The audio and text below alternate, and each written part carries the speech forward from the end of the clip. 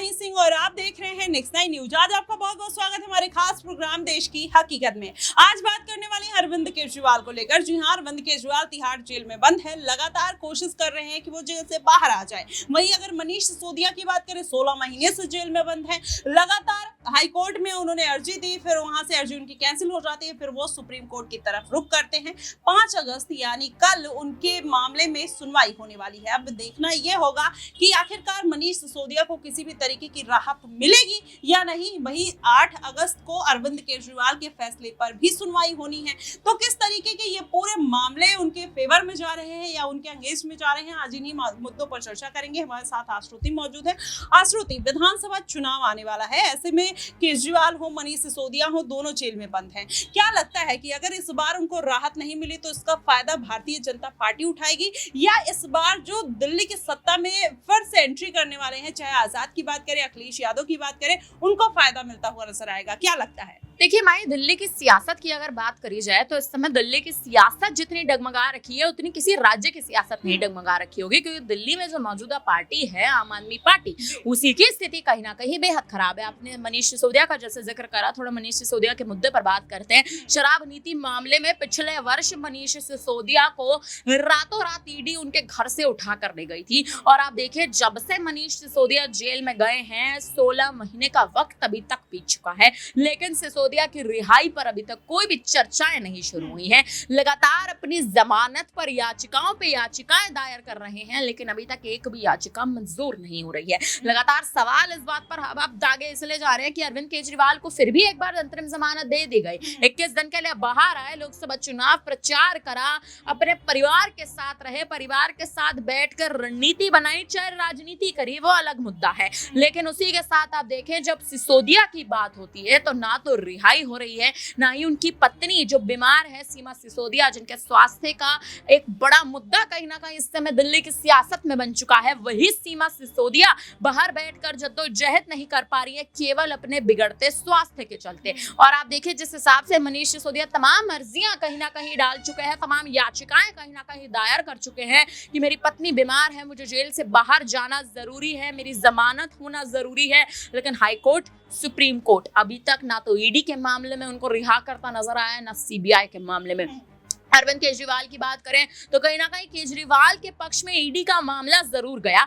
ED के मामले से अरविंद केजरीवाल कहीं ना कहीं आप देखें जिस हिसाब से अरविंद केजरीवाल ईडी को कहीं ना कहीं ईडी के मामले में कहीं ना कहीं उनको रिहाई मिलती एक नजर आई है, क्योंकि ईडी जिस हिसाब से तमाम सबूत कहीं ना कहीं पेश कर रही थी वो सबूत निराधार थे। साफ तौर पर सुप्रीम कोर्ट ने इस बात को तर्ज पर रख दिया था कि ईडी के जो तमाम सबूत हैं वो निराधार हैं, यानी अरविंद केजरीवाल इन सबूतों के आधार पर जेल में हम उन्हें नहीं रख सकते। जब सीबीआई की एंट्री हुई तो सीबीआई ने वो 10 करोड़ से 100 करोड़ तक के घोटाले की जो पूरी जानकारी कहीं ना कहीं कोर्ट के सामने रखी है, इसके बाद से ही सुप्रीम कोर्ट के आप देखें 150 से ज्यादा वकील इस समय अरविंद केजरीवाल और मनीष सिसोदिया के मामले में सुनवाई करने तक से भाग रहे हैं। कहीं ना कहीं मामला इससे भी उठ रहा है कि क्या वकील जो है सुप्रीम कोर्ट के वो निष्पक्ष तरह से मामले की सुनवाई नहीं कर रहे हैं, या फिर सीबीआई ऐसे कुछ तमाम सबूतों को पेश कर रही है जिन सबूतों के आधार पर अरविंद केजरीवाल को जेल में रखना निराधार आने वाले समय में साबित हो सकता है, क्योंकि ईडी के तमाम ऐसे सबूत थे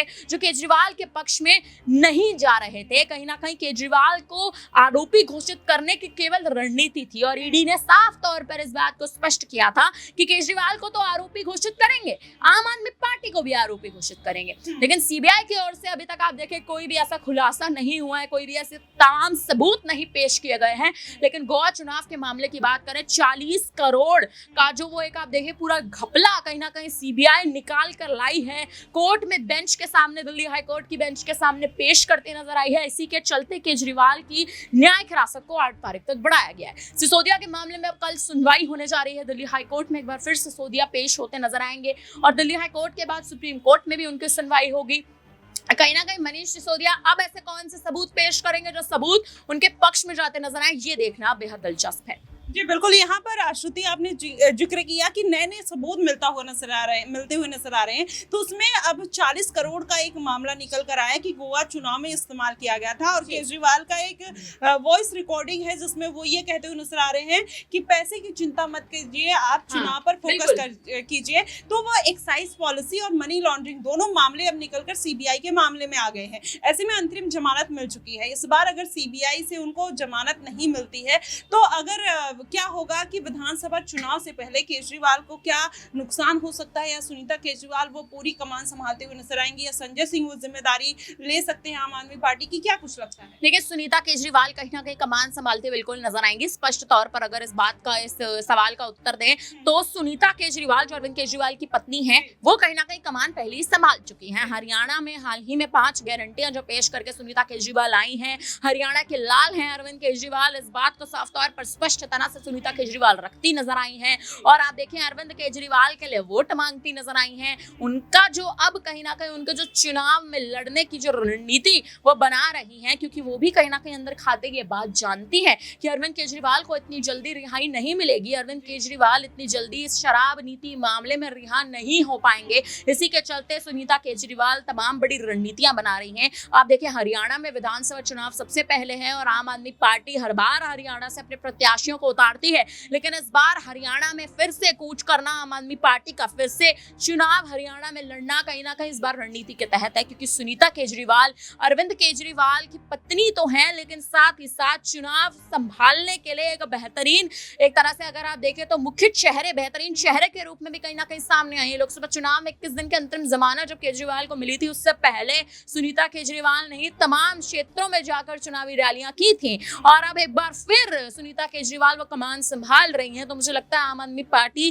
की डोर अगर आने वाले समय में केजरीवाल के बाद कोई संभाल सकता है तो वो बेशक सुनीता केजरीवाल है। जी बिल्कुल, ऐसे में सुनीता केजरीवाल कहीं ना कहीं पूरी तरीके से डोर संभालने के लिए एकदम तैयार है। लेकिन कुछ दिन पहले अरविंद केजरीवाल ये बात भी कहते हुए नजर आए थे कि सुनीता केजरीवाल बस उनकी जिम्मेदारी, गैर मौजूदगी में वो जिम्मेदारी संभाल रही है। जिस तरीके से वो बाहर आ जाएंगे या बाहर आने वाले हो सकते हैं तो उसके बाद कहीं ना कहीं सुनीता केजरीवाल ये जिम्मेदारी छोड़ देंगी। लेकिन यहाँ पर आश्रुति एक सवाल ये भी और छोटा सा ले लेते हैं कि अगर अरविंद केजरीवाल जेल से बाहर नहीं आते हैं, उनको इस्तीफा देना पड़ जाता है या इस बार के विधानसभा चुनाव में आम आदमी पार्टी को झटका लग जाए, तो क्या लगता है कि आम आदमी पार्टी फिर किस तरीके से गठबंधन में जाएगी या फिर किस तरीके की रणनीति बनाएगी? क्योंकि हरियाणा में भी वो एंट्री करने वाली है, तो क्या सिनेरियो नजर आ रहा है?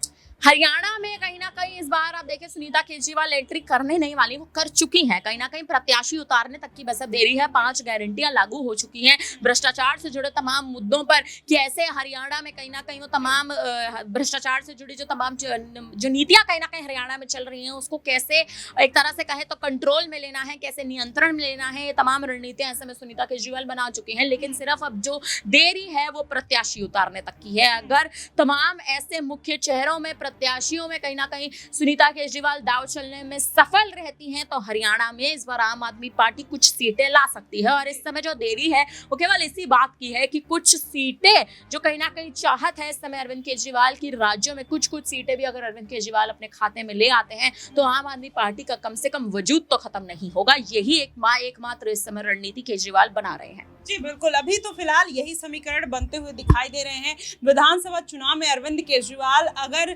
जेल से बाहर नहीं आ पाते, सुनीता केजरीवाल जिम्मेदारी नहीं संभाल पाती, तो वाकई में आम आदमी पार्टी की जो मुश्किलात हैं वो बढ़ते हुए नजर आएंगे। और वहीं भारतीय जनता पार्टी जो सत्ता से दिल्ली में इतने सालों से दूर है, कहीं ना कहीं इस बार सत्ता में काबिज होने के लिए पूरे जतन करते हुए नजर आएगी, चाहे वो ईडी हो, चाहे सीबीआई हो या किसी और माध्यम से आम आदमी पार्टी को झटका दे और भारतीय जनता पार्टी इस बार दिल्ली की सत्ता में काबिज हो जाए। देखना दिलचस्प होगा कि आखिरकार इस बार का विधानसभा चुनाव किसके पाले में जाएगा। आपको क्या कुछ लगता है कि अरविंद केजरीवाल या भारतीय जनता पार्टी किसकी जीत होगी? आप हमें कमेंट बॉक्स में जरूर बताइएगा। फिलहाल के लिए बस इतना ही। देश और दुनिया की तमाम खबरों के लिए हमारे साथ बने रहिएगा नेक्स्ट 9 न्यूज पर।